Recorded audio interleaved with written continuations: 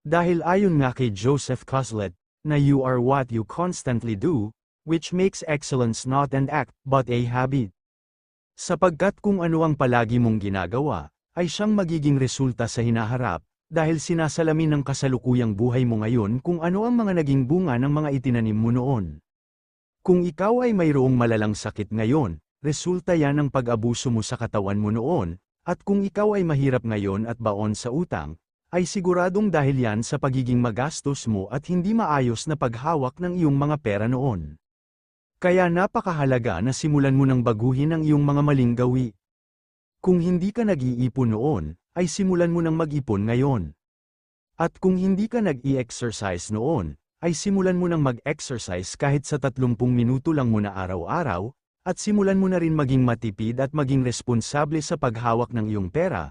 Dahil anumang mga aksyon at hakbang na iyong gagawin ngayon,